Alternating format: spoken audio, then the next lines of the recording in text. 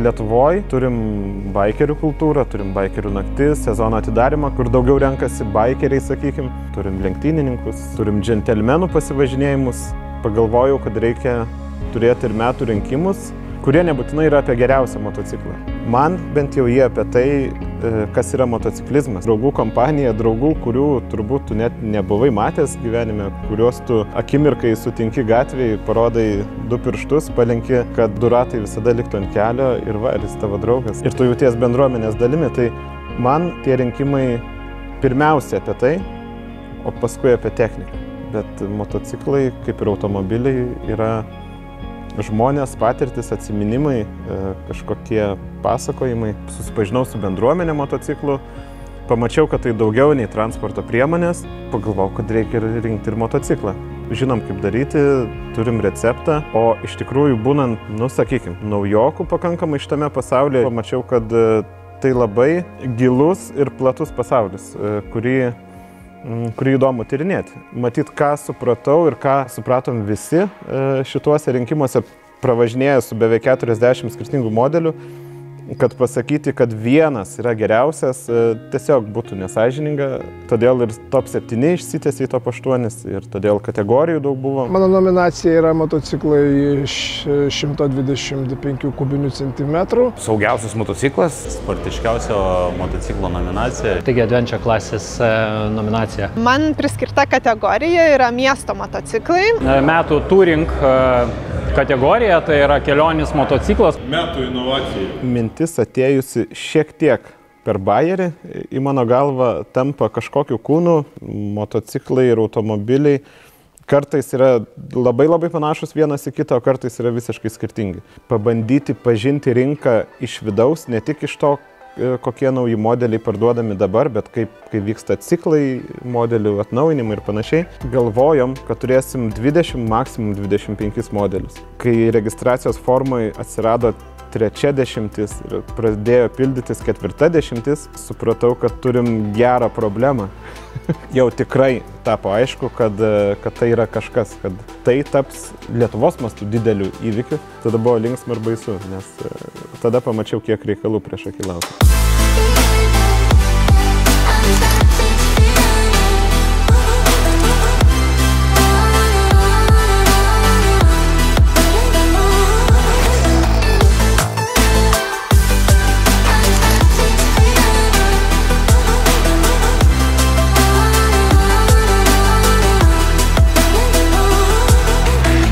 Lietuvos motociklų rinka vyksta ir sukasi pati iš savęs. Žmonės pradeda važinėti motociklais, tada natūraliai ieško, ko nori. Lyg ir nebuvo platformos ar būdo, kur gamintojai galėtų parodyti save, palyginti save su kitais, kur galėtų visai Lietuvai pasakyti, va, mes turim naują motociklą. Šio renginio ir vienas tikslų užsibrėžtų, bent jau mano galvoje buvo, kad tai taptų platforma ir gamintojams parodyti tai, ką jie turi naujo. Tuo pačiu, tam, kuris nori važiuoti motociklais, būtų galimybė ateiti į vieną vietą ir pamatyti, kad vienas gamintojas turi tokį, kitas kitokį modelį. Galbūt tai, kad čia yra platforma pasirodyti ir pritraukia tie gamintojai.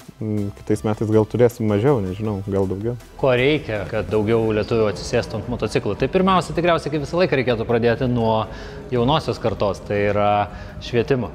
Bet šiuo atveju tikriausiai kalbėčiau apie paskatą svajoti drąsiai. Motociklas asocijuojasi su laisvė ir tai daiktas suteikiantis laisvės pojūtį. Tai svajonių išsipildymo, o kelionės viena svajonių dalis paprastai yra visada. Surinkti komisiją ir nuspręsti, kas joje turi būti, buvo vienas sudėtingiausių iššūkių turbūt. Komisija tuo metu turėjo būti objektyvi, profesionali ir įvairi. Turėjom lenktynininką, keliautojus, vyrus, moteris, ką tik nori, tam, kad tie motociklai būtų išbandyti ir pažiūrėti skirtingais kampais, kad būtų įvertinti vienokiom ir kitokiom akim. Ir tai gan lengvai skambanti teorija, bet kaip praktikui reikėjo susidaryti sąrašą Lietuvoje esančių gyvuojančių, važiuojančių motociklininkų. Tas sąrašas buvo pakankamai ilgas. Kai man pasiūlė, aš galvoju, jokių būdų tai metų avantūrą, važiuoti, pagyventi Vilniui, kiekvieną dieną testuoti motus, iš ryto pradedi ir vakarį pabaigi. Tas nuovargis yra nesulyginams, nesakau. Tikrai yra didelė patirtis išbandyti tuos naujausius motociklų modelius. Šiek tiek gal norėtųsi ilgesnio laiko tarpo, per kurį tu galėtum išbandyti tos motociklus, kad dar daugiau su jais pravažiuoti, pažiūrėti, kaip jie elgėsi vienoje ar kitoje situacijų valdyme. Kai gavau pasiūlymą tapti komisijos nariu, šiek tiek nustebau ir reikėjo laiko pagalvoti, ar galėsiu susidoroti su šia užduotim, nes iš ties buvo labai įdomu pabandyti visus tos naujus motociklus įvairiausių tipų ir pasižiūrėti, kokie tarp jų yra skirtumai. Nekelia abejonių dėl pasirinkimo dalyvauti komisijos nario darbe ar ne. Be abejo, kad tai yra labai sunkus darbas, kad ir kaip atrodytų iš šalies smagu, bet vis tik tai daug atsakomybės, daug informacijos reikia apdoroti tam, kad priimti teisingą sprendimą. Pasitelkus patirtį iš automobilių rinkimų, kad brangesnis dažniausiai nežiūrinti kainą, pavyzdžiui, bus geresnis, bet kaina irgi turi prasmę. Ir tada vis tiek galų gale kiekvienas savo įdėjo žiupsnelį suvokimo, supratimo, kai kažkiek subjektyvių nuomonių subėga į vieną puodą ir tenai gaunasi objektyvus vidurkis. Aš norėjau iš tikrųjų labai padėkoti, kad mane pakvietė būti šitoj komisijai, nes susipažinau ir sutikau seniai pažįstamų žmonės ir susipažinau su žmonėm, kurie tikrai neabejingi motociklam ir kelionėm. Žinoma, visi nauji motociklai smagu, bet labiausiai pats bendravimas tarp mūsų, tarp komisijos. Kartais tikrai smagu, pavyzdžiui, grįžta bubinas su Metallica visų garsumu. Tikrai labai įsiminė, kad labai smagi atmosfera tarp mūsų buvo. 11 mūsų narių, kurie per šitą kelionę tapo bičiulių būrys, kurie susitarėm susitikti vasarą, nebūtinai su motociklais, gal su Jurgos laivu išplaukti, paplaukėti, bet mes norim dar aptarti, dar prisiminti, dar pagalvoti apie ateitį, pagalvoti apie kur galim nukeliauti. Komisijoje gimė ir bendrų projektų, kiek žinau, bus ir keliavimų bendrų. Man patvirtina tai teiginį, kad motociklizmas yra apie bendruomenę, apie veikimą, kartu keliavimą ir motociklai tik detalės. Konkurso atidarimas buvo viešas renginys ir nusprendėm daryti tokį Bikes and Coffee konceptą, pakviesti į Pando namus naujus, pakviesti išgerti kavos, sakykim taip. Kai atėjo renginio diena ir vis daugiau rinkosi žmonių, dar valanda iki atidarimo, o jau kamščiai susidaro šiek tiek tokie. Tiesiog natūraliai jaudinausi, kai pasikvietęs svečių į namus, visada tikiuosi, kad jiems bus gera, tai atsakomybės prasme priėmiau tai asmeniškai. Ir šalia jaudinimos ir baimės buvo niekada nejausta euforija, kai supratau, kad, taip, tas mūsų kelių žmonių noras padaryti fainai, gražiai, gerai, išsipildė, kad visoje Lietuvoje tai svarbu, kad tai rūpi, kad tai reikalinga. Jau tą pačią dieną kažkaip tai iškilo tikslas sukelti Vilniui kamštį prie Pando moto. Nors viskas vyko dar piko metu, parkingo aikštelė ir aplinkui tikrai buvo kamštis ir žinau, buvo ir nepatenkintų šiek tiek žmonių ir aš tuo labai didžiuojas, nes panašu, kad žmonėm to reikėjo ir kad mes turim didelę bendruomenę, kuri gali sudaryti kamščius. Pando moto tai yra brandas skirtas motociklų vairuotojams, kuris kuria funkcionalią madą. Produktus, kurie yra skirti motociklų entuziastams ir vairuotojams, su kuriais jie jaučiasi saugiai ir tuo pačiu atrodo gražiai. Tai yra džinsai, striukės, pirštinės ir batai. Šita visa idėja buvo atrasta tam, kad motociklų vairuotojai išlystų galų gale iš tų savo odinių storų kostiumų ir tiesiog apsirengtų gražiais rūbais, kurie tuo pačiu juos ir apsaugo. Tam, kad žmonės atrastų savo unikalų stilių, priklausomai nuo jų transporto priemonės, ar tai būtų sportinis motociklas ar coffee-raceris, jisai gali pasirinkti savo patinkantį įvaizdį, kaip jisai nori atrodyti ant motociklo. Mes ir einam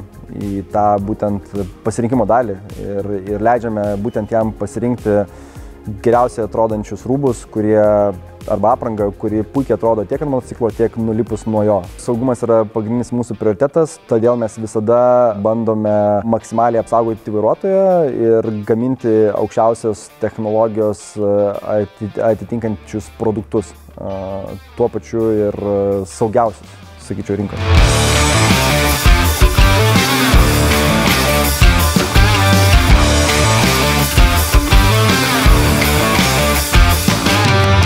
Aš tikiu, kad Lietuva vis labiau tampa motociklininkų šalimi, tačiau mitai turbūt, kurie sklando apie motociklininkus, vis dar neleidžia daugeliui tapti motociklininkais. Pagrindinis dalykas yra, kad motociklas turi užimti savo adekvatą vietą tiek eisme, tiek žmonių galvose. Motociklas yra transporto priemonė, taip paryškina žmogų, taip žmogus gali akcentuoti kažkokius savo dalykus, bet visų pirma tai yra transporto priemonė. Ir labai daugelis motociklininkai įsivaizduoja britvininką su šortukais ir lakstantį beprotiškų greičių. Tai šiek tiek liūdina, nes visų, kurie važinėja motociklais, misija yra būti motociklizmo ambasadoriais. Kalbėdamas apie tai turiu omeny, kad turim būti kultūringi, važinėti apsirengę saugiai ir rodyti pasauliu, kad mes suprantam apie ką čia, kad suprantam apie riziką, bet tuo pačiu parodyti, kad visą tai darant teisingai, motociklizmas yra ne apie pavojų, ne apie beprotišką adrenaliną, o apie kultūrą, draugystę, išvažiavimą vakare išgerti kavos ir grįžimą namo su saulėlydžiu šalme. Paskaičiavus degalų, padangų ir draudimo civilinio sąnaudas, tai yra pigiau nei psichoterapija. Kai atėjom kalbėtis dėl finalinio renginio Vilniaus automobilių muziejų naujam, aš viduje svajojau, kad čia įvyktų finalas, bet netikėjau, nes tai tiesiog per gerai atrodė. Matyt, suveikė tai, kad, kaip ir tas mūsų ženklas, kad ir kur tu būtum pasaulyje, sutikęs bendramintį, tu kažkaip tai iš principo juo pasitiki ir tada jis nebent gali sugadinti tavo pasitikėjimą. Mūsų įsileido tenai dėl to, kad pasitikėjo, kad žinojo, kad mes siekiam to pačio, kad mūsų tikslas yra padaryti fainai, gerai, kad susirinks kultūringi žmonės, kad nuo to laimės visi konkursas, motociklininkai, muziejus, o mes irgi galėsim visiems pasakot, kad mūsų uždarimas įvyko taksi parke, neįtikėtinai vietai. Pirmą kartą gyvenime supratau, kad tu bet kur gali užeiti, kai esi motociklininkas, pas kitą tokį, tai ir taksi parkas panašu mums padarė kavos ir sako, ateikit, viskas gerai, mes čia priimsimės. Sako, Dakaras niekada nesibaigia, arba kai vienas baigas prasideda kitas, tai su konkursu lygiai taip pat. Dar nespėjus jam pasibaigti, aš savo turėjau atsakymą, kad kitais metais jisai turi įvykti. Pirmas konkursas organizacinė prasme buvo nelengvas, tikiu, kad kiti nebus irgi labai lengvi, bet faktas, kad bus lengviau. Visi dalyviai, komisija, gamintojai irgi suinteresuoti, kad būtų gerai. Jeigu buvo gerai, padarysim labai gerai ir darysim tol, kol bus puikiai. Tada žiūrėsim. Tai esu labai laimingas, kad antrus metus šėlės mes rinksime Lietuvos metų motociklą, nes tikrai renginys pasiteisino ir man asmeniškai sudarė labai gerą įspūdį. Kai aš pats išbandžiau labai daug motociklų, kurių turbūt nebūčiau galėjęs išbandyti. Manau, kad tai yra renginys, kuris vis pirma suburia bendruomenę, leidžia pasidžiaugti kažkokiais tai naujais modeliais, nauja technika, ją išsibandyti ir manau, kad šiais metais bus kur kas geriau. Ir tikrai labai viliuosi, kad patiks visiems, kas tapse užsuks ir užeis. Kaip ir praeitais metais, taip ir šiais, gegužės 2 dieną, Lietuvos metų rinkimai bus Pando namuose, čia Vilniuje. Kviečiame visus. Aš svajoju, kad kurių nors metų rinkimus ateitų pas mane kažkas ir sakytų, praeitais metais pamačiau konkursą, atėjau pasižiūrėti motociklus, o šiemet turiu kategoriją ir noriu pasibandyti. Jeigu taip įvyks, tai matyt, kad konkursas bus pasiekęs savo tikslą. Gal už 5 metų, gal už metų, gal už 10. Mūsų ir partneriai apie saugumą, apie mokymąsi vairuoti, apie tai, kas yra esmė. Aš labai norėčiau, kad su konkursu atsiras nauja karta ir tai nebūtinai amžiumi. Naujas motociklininkas gali ką tik būti atidavęs savo raktus nuo darbo ir išėjęs į pensiją būti ir sėst ant motociklo. Tai noriu ir tikiu, kad tai bus.